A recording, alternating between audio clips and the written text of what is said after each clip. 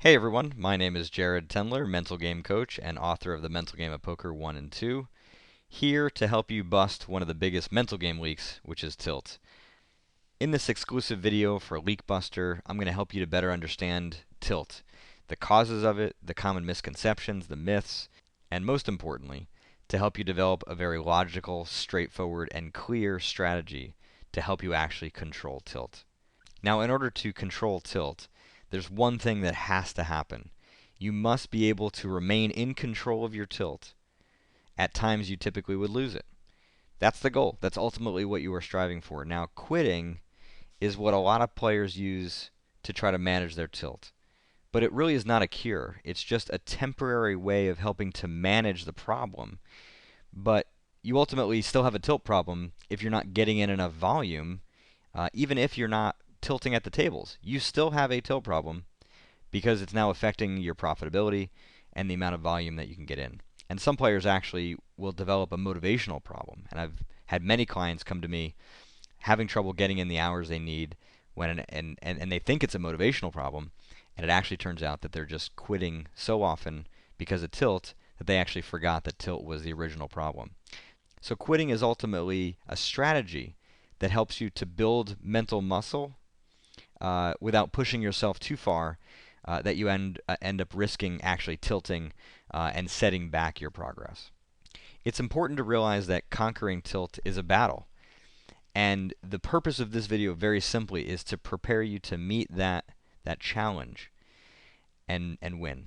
Now, there will be times that you will struggle. There will be times where you seemingly fail. But if you're consistently committed to trying to improve your tilt, then at the very minimum, you will be learning more about it, and that will go a long way in actually being able to solve it permanently. Now, it's really important in any battle to know your opponent. Now, the problem in poker has been that the common definition of tilt is just far too broad. When I came into poker 7, 8 years ago, basically tilt meant anything less than playing your best. And there still are people in poker who believe that that's true. And if you are one of them, you need to change your opinion. Because there's frankly a lot of reasons that you could play less than your best. And every different reason has a different solution. Now, some may be similar, and you can use similar solutions. But if you're drunk and playing bad, or if you're bored, or if you're tired, or you're distracted, or you're fearful, or you're angry, overconfident, those are all different reasons why you could play less than your best. And if you're just calling it tilt, then there's no way to develop a specific enough strategy to actually solve the problem. So, in my experience, and this continues to be true, well after I wrote the first book, by and large, when players are talking about tilt, they're talking about anger.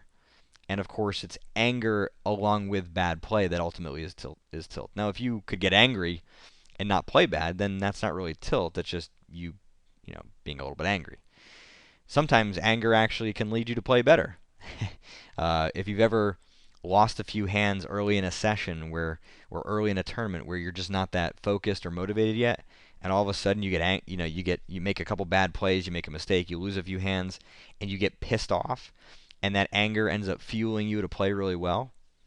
Well, that's not really tilt, is it? Because you're not playing bad. It's the anger fueling you to play well. So anger is not always a bad thing, but when it's associated with bad play, that is tilt, and that's what we're going to break down today. Now, in the spirit of knowing your opponent, there is a hidden problem that a lot of players don't really understand or quite get, and it's called accumulated anger or accumulated tilt. And it's important to realize that not just anger does this, but really any emotion has the ability to accumulate over time. Now, it could accumulate during a session or a tournament, or over the course of many days, or of course over many years. When that anger accumulates, you're not really dealing with just the emotion that's created that day. You're dealing with the emotion that's been created over time.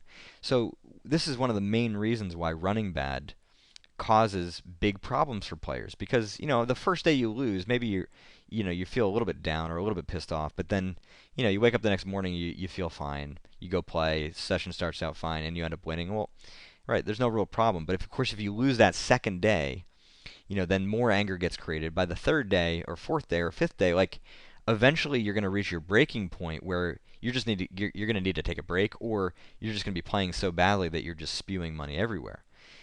It's not just the anger that was created on that fifth day.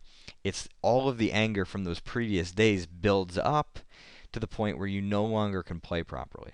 So it's really, really important as far as this overall strategy that you are aware of when you're dealing with more anger than is really appropriate given the situation.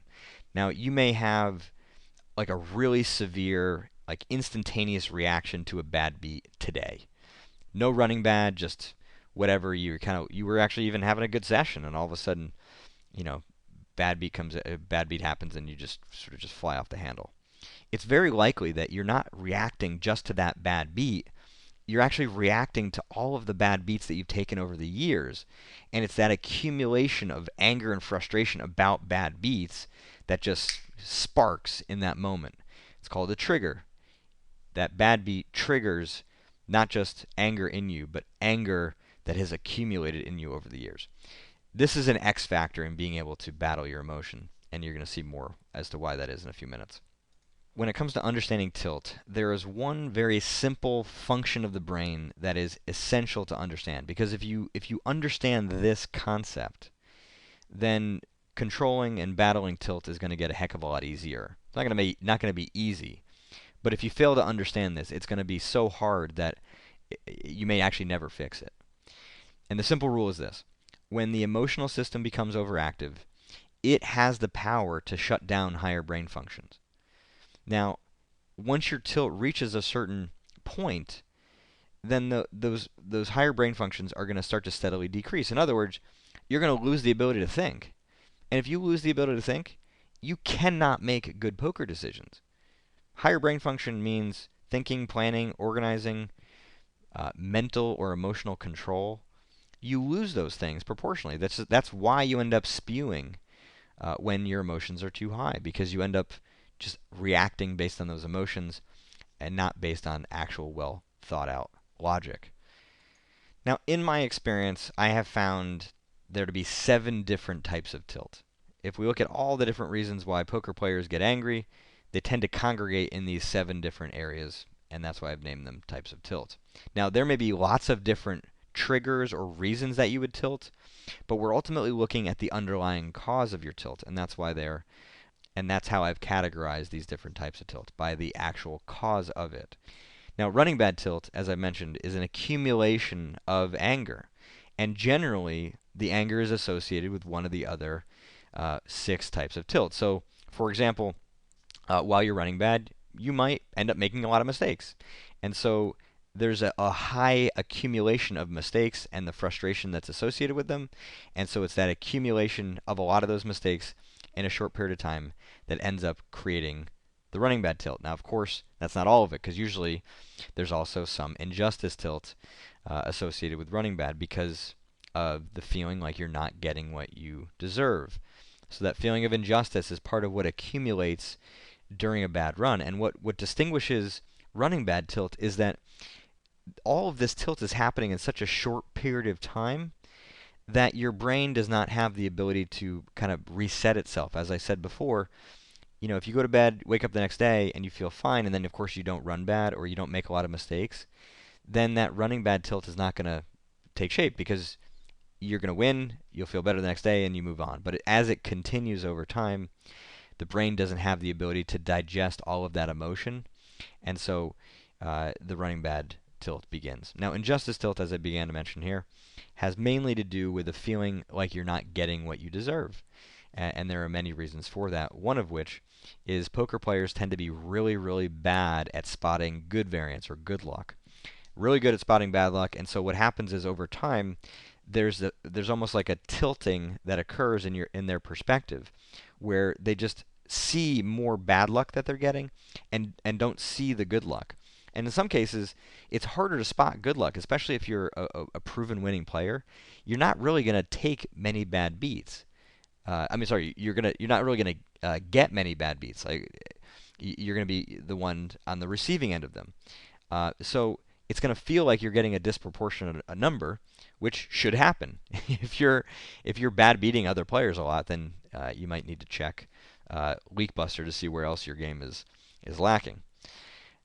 Third one here, hate losing tilt. Some players are just so competitive that they just hate losing. Now, on some level, that's a good thing, right? You want to be competitive because being competitive drives you to play well and continue to improve yourself and to show up and play great. But when that competitiveness gets excessive, so much so that you actually hate losing and then make mistakes or play poorly as a result of that, then your competitiveness is actually kind of getting the best of you. You know, it's one thing to be driven to play really well. It's another thing to be so driven that you can't handle losing when losing is built into the fabric of poker. And being a good loser is an important skill. Entitlement tilt. Entitlement tilt is sort of most personified by Phil Hellmuth. Phil, over the years, now he's gotten a lot better at it to his credit, has personified this idea that he, because of his past history, because of his past track record, and all the money and titles that he's won, that he deserves to be treated fairly by other poker players, or he deserves to win, or he deserves not to have them suck out, whatever it is. There's a feeling that because of all of the things that make him great, that poker or other poker players somehow owe him something. And the key about entitlement tilt is that it doesn't take a big person. It doesn't take somebody who's arrogant or who might seemingly be really cocky to have issues with entitlement tilt. Sometimes it's just the feeling like you just are guaranteed to win. Like you can't see yourself losing. There's overconfidence in this because you're not really accounting for the reality of variance or the reality of how poker is. So you don't need to have a big ego to show entitlement tilt. Sometimes it can show up in people who you might not expect it. Mistake tilt, I mentioned already. It's pretty obvious. People just hate making mistakes. Now, essentially, if you hate making mistakes, you hate learning. Revenge tilt. Revenge tilt, as it seems as well, happens when another player disrespects you or you perceive them to be disrespectful. It can happen against a player whom you have history with, or you're just kind of always going to battle and you just hate something about them, or you hate something about how they play.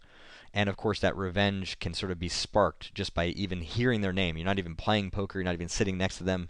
You read their name online, or somebody mentions their name in a live setting, and all of a sudden you just feel some of that anger beginning to build. That is a perfect example of accumulated revenge tilt.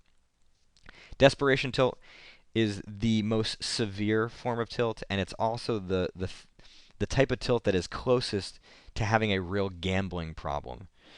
Generally, the people that I work with are proven winning poker players, so they don't really have a gambling problem as much as they have a performance problem that gets really, really severe. Now, if you are the type of person who's not winning, you have a history of not winning, and you're having difficult time even using Leakbuster or other software or other resources to help you to win, and when you play poker, you get this like overwhelming sense like you have to win now, and you'll do anything in that moment to try to win, like shoving any two, constantly re-raising, constantly three-betting, jumping up in stakes. Those are all forms of desperation, and the desperation basically is saying, I need to win now. Now, if you are a losing player and that's happening, I would strongly suggest that you end up talking with a professional, because you may have a gambling problem, or at least a problem that's severe enough that you're not going to be able to solve on your own. For those who are winning players and you believe that you have a chance of solving this on your own, then I would strongly suggest that you pick up my book, because this video is not going to be enough to help you. Desperation tilt is the most severe type of tilt. Do not take it lightly. Okay, so now it's time to develop a strategy, and there are essentially two parts to an overall strategy that you can use for any of the 7 types of tilt. The first one is called injecting logic. And injecting logic is basically a form of containment of tilt. It is not in itself a long-term solution. The only long-term solution is resolution. Resolution means that at a deep level, you have solved the flaw that creates anger. Now, anger can be created in 2 ways. One is in the mind, right? So you get pissed off, and then let's say you're pissed off because you're pissed off. Or you make a mistake, and you're pissed off that you made a mistake, but then you're trying to actually fix your mistake tilt. So now you're pissed off that you're not fixing your mistake tilt as fast as you want. Now that like added layer of anger is like putting fuel on a fire. It can very rapidly make your tilt into something small, uh, take your tilt from something small and turn it into something very big and uncontrollable. So that extra layer of thinking is not the original problem. The original problem lies kind of deep in your psyche. There's a flaw, much like there are flaws in your technical game. Once you solve that correction, or once you solve that flaw at a deep level and you train it, then your mind is actually freed up to focus on playing, because the emotion that might happen as you take a bad beat, make a mistake, or lose is just not going to be triggered. So the trigger is still there, losing mistakes, bad beats, but it doesn't spark as much emotion in you. That means that you're really going a long way towards actually resolving the problem at its core. Now, resolution is something that is covered much more in my book. It's far too complex to do in this video right now. However, you can immediately make progress using the short-term strategy of injecting logic. Now, as I said, it's a containment strategy, much like taking a break is, meditation, exercising, deep breathing. These are all methods of trying to control your emotion in the short term. Now, what is different about injecting logic is that it does all of those other things, but it also helps to train that correction to the deeper problem, so that injecting logic helps you move in the direction of resolution in the long term. The injecting logic strategy has 6 steps to it, and the first 4 can be done within 20 seconds. So don't think that this is a complex, long thing, but it's going to take a little bit of time to develop each of the individual parts. But once you do it, in the moment you let's say take a bad beat or a cooler, you can use the injecting logic process very quickly to help to control your anger. So here are the 6 steps: recognition, deep breath, inject logic, strategic reminder. Those are the 4. And then you're going to be doing those 4 over and over and over again while you're playing as a method of containing your tilt. When it becomes too tough to contain it anymore, you quit. If you're playing in a tournament and you can't quit, then you need to take some kind of break separate to the breaks that are already sort of built into the tournament schedule. Recognition is the most important piece of the puzzle. Without it, you can't go through the other 5 steps properly without a lot of danger. Now, in essence, recognition is a skill. Your ability to spot in real time that your anger is beginning to build is so critical, because you need to start working to control your tilt when it's very small. And I'll get to more of that in a bit. Basically, your tilt profile helps you to learn the road signs that danger is ahead. So if you know that in the early stages of tilt, you might like deeply sigh.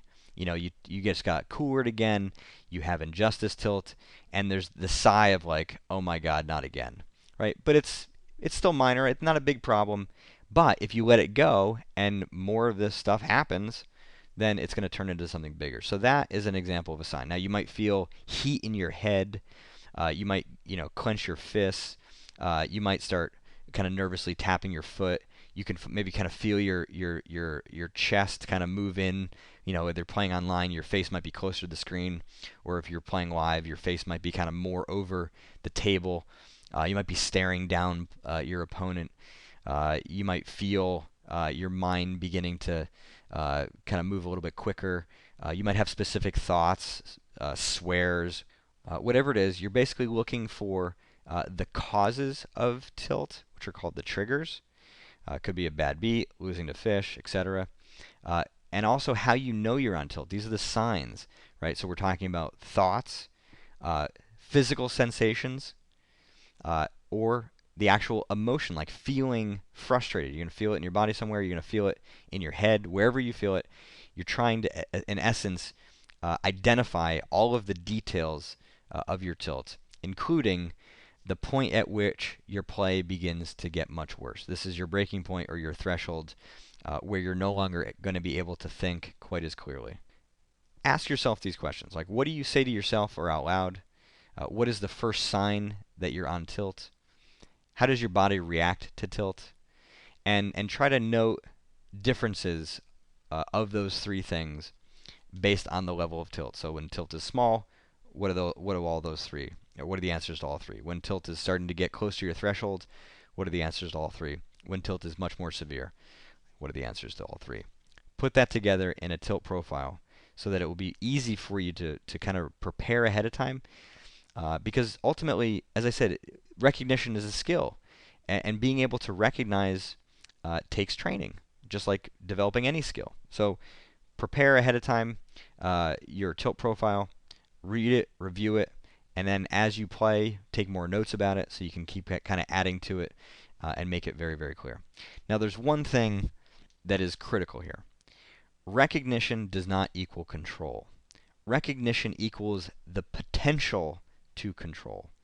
And I say this because many, many players think that just because they can see that they're tilting afterwards, or even in the moment, that automatically means that they should be able to be in control of their tilt. But that's not the case. And if you confuse that, you're setting yourself up for failure. Now, how do you actually begin controlling tilt? Well, number one, you identify tilt when it's small. Annoyance, irritation. That's when you begin to use step 2, which is a deep breath. Now, the deep breath is not like a kumbaya, feel-good thing. It's basically designed to create a little bit of mental space to think and to try to ease back your emotion. So taking 1 or 2 slow, deep breaths creates a little bit of that separation so that you can then do step 3, which is inject logic, and I'll get to that in a minute. So again, you must try to identify it earlier, because when you try to control it much later, then you're really kind of fighting upstream to control your tilt, and it's just very, very hard at that point. Injecting logic. This is the third step, and this is where you can begin taking control, ultimately because thinking equals control. Mental thought is like the muscle that you use, in essence, to grab hold and contain that extra emotion. Injecting logic is like a statement that you'll write down or you'll repeat to yourself in your head that corrects the root cause of tilt. And it can be hard to create some of these injecting logic statements, but you really want to begin by trying to better understand what is the cause of your tilt, or what type of tilt that you have. So I'm going to give you some examples of injecting logic statements, and ultimately you want to try to find a statement that works well for you and makes sense in your own words, because my words may not hit home quite as much as your words will. So use this just as a guide. Running bad tilt. Don't let variance beat you by forcing you to play badly. Injustice tilt. Poker doesn't care what you think is fair. Right? Your job is to play as well as you possibly can, and ultimately the variance will even out in the long run. So I've added a second sentence there. You can certainly do that. Ultimately, you want to just do what works. Hate losing tilt. It's not possible to win every hand. Your focus needs to be on playing every hand well. Mistake tilt. Mistakes are going to happen, right? The bigger mistake is letting one turn into more. Entitlement tilt, again, has to do with overconfidence. So prove that you're a better player. Don't rely just on the feeling that you're a better player. Revenge tilt. If you lose control, your nemesis is going to win. That's not what you want. Desperation tilt. Remain in control, right? Your poker life is on the line. And the reason I say your poker life is on the line is because many players have gone completely busto because they've let that desire to make their money back immediately destroy their career. So the idea of saying my poker life is on the line is to try to cut through that anger to get you a little bit more focused on playing well, which is what the next step is. And frankly, all of these injecting logic statements are designed to do the same thing. It's to try to cut through that emotion to get you to be able to refocus on playing well. And if the injecting logic statement is written well, then it is also taking a step towards resolution in the long run. And here's the fourth step, strategic reminder. Now this is entirely related to poker strategy. And what you want to do is either one of two things. One, make a list of basically everything that you think about when making a poker decision. You might have 4 different things you think about. Let's say considering prior action, thinking about your opponent's range, thinking how your opponent's or what your range is in your opponent's head, and then making a decision based on those factors. You also could just make a list of what goes missing in your thought process. Let's say when your tilt is beginning, that's when you stop putting people on a range. And let's say when tilt gets a lot worse, then you're just only focusing on your two cards and you've forgotten all the rest of it. So the basic idea is that by writing a list of either your decision-making process as a whole or the parts of your decision-making process, the factors that you fail to think about on a card, then when you're tilting, you just look at it and force yourself, will yourself to think through those parts and do that, and you'll play better. Now, if you can't think properly after doing all this, then you need to quit because you're basically gambling at this point, gambling with your mind, gambling with your poker game, and it's just not worthwhile because you're just repeating bad habits. But if you're able to ease your motion a little bit and play a little bit better, then keep pushing yourself to do that, and that's where the rinse repeat comes in, because you've got to realize that once you've tilted once, the likelihood is that it can happen again, and you want to just stay prepared for that possibility. And the reality is that a lot of players actually do the opposite. They gain some confidence, having controlled tilt kind of early in a session, and then they kind of relax, assuming that it's gone. You want to maintain your vigilance and continue to repeat steps 1 to 4 as often as you need, right? And then afterwards, take some notes down to kind of vent and get that stuff out of your head so it doesn't accumulate. But while you're playing, just continue to repeat and just fight to maintain control of your mind as much as you can. And ultimately, you need to have a clear strategy for quitting, right? And you basically have two options. One is quitting is to protect your game, as I mentioned a few minutes ago. If you can't think properly and you're just going to make mistakes, quit. It is wise to do that. It's not a failure. You are protecting yourself. You wouldn't run on a broken ankle, right? And in this case, your mind is broken. As I said earlier, the emotion has shut down your ability to think. So in essence, when you are at that stage of tilt, you need to quit because you're going to actually compromise and hurt your game farther. Now, the other side of this is that you need to push yourself once you have a good strategy to try to control tilt at times you typically can't. And that's where the second stage comes in here, where you're trying to actually improve your tilt control. So in some cases, I recommend clients to push themselves for 10 or 15 minutes more after they feel like they're really kind of struggling. It could even be 5 minutes, but just kind of give yourself a timer and then work really hard to control your tilt for that period of time and then quit. It's a bit like going to the gym and lifting a lot of weight. If you're able to lift those extra couple reps when you're really tired, that's where you have the most to gain muscularly. Now, you're going to be sore afterwards, so you're going to need to rest. Mentally, it's the same kind of thing. If you really push yourself to maintain control just for 5 or 10 minutes longer, it really goes a long way to building mental muscle to control tilt, and then, of course, to train the correction to it as well. There are 3 common trouble spots that I have found with clients that happen in their process of actually improving tilt, right? Being good at containing and controlling your tilt problem is not like a light switch. If you feel really motivated and inspired after watching this video, and today you're able to control tilt really well, great, you've taken a step. But do not think that you've solved your problem, right? Just like in poker, you need to have a longer track record. You need to have a solid history. Call it, the equivalent of 100,000 hands, where you've proven that your win rate, in a sense, in controlling tilt is actually pretty solid. So the point in saying that is to keep working. Now, here are the common trouble spots. Number 1, can't recognize early signs of tilt, right? The tilt just comes and it's already overwhelming. That is accumulated tilt, and you really need to work harder to better understand the causes of your tilt, the resolution side of it, so you can reduce your overall tilt, and then that will help you to recognize the early ones. Now, another thing you can do is set an alarm, let's say every 20 minutes, or some random times while you're playing. And what you do is when the alarm goes off, you just kind of write down how you're feeling and anything that you notice. Because sometimes it's hard to recognize those early signs, but if you just sort of take a step back and look at your tilt like every so often, or look at your mental game every so often, then you're going to be able to spot some of the early signs of tilt.